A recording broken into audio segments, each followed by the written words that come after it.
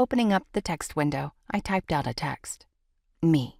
Maybe this is crazy, but I wanted to take you up on your offer. I hit send before I could chicken out and set my phone on the bed. My pulse galloped along so fast I could hardly catch my breath, and all I was doing was sitting in bed alone. When no reply came for over a minute, a familiar feeling began to rise, a churning sense of panic. It felt like water creeping up my ankles while I was trapped inside a room with nowhere to go. That was how I had felt for... I paused as I mentally calculated. I was still in college when I started dating Rich. He asked me to marry him 6 months into our relationship, and I said yes. The next day, he hit me for the first time. That was after months of verbal put-downs and jabs. I should have backed out, but I was ashamed, and I believed him when he apologized. I thought it would never happen again. I thought it would get better. My life then played out like a textbook on emotional, verbal, and physical abuse. I felt completely alone, like no one could ever have been as stupid as I was. Before I knew it, we were married. I rode the whiplash of days of quiet, punctuated by verbal jabs and insults, occasional hits to objects, and me. Then he'd calm down. Around and around and around we went.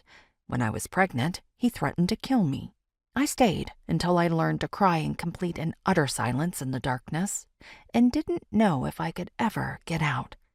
By that point, it felt as if the water had risen to my chin, and occasionally a little higher, and I feared I would drown. But my son, or, as my ex insisted on emphasizing, our son, made me want to fight. One day, something just broke inside me. I left with nothing more than a backpack of my clothes, my son, and 2 bags for him. As I sat there by myself, I fidgeted, wondering what had set off my panic.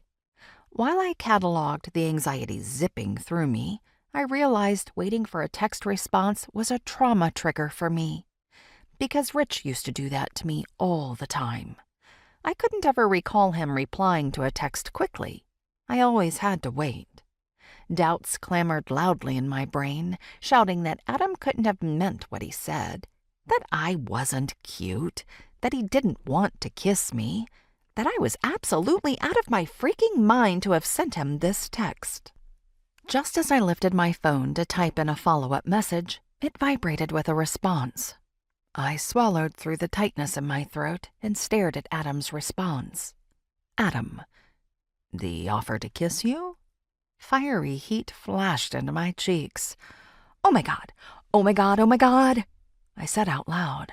My pulse went wild, and a warm, tingly sensation built in my belly. Adam, anytime. Just say when and where. Oh my God, oh my God, oh my God, oh my God.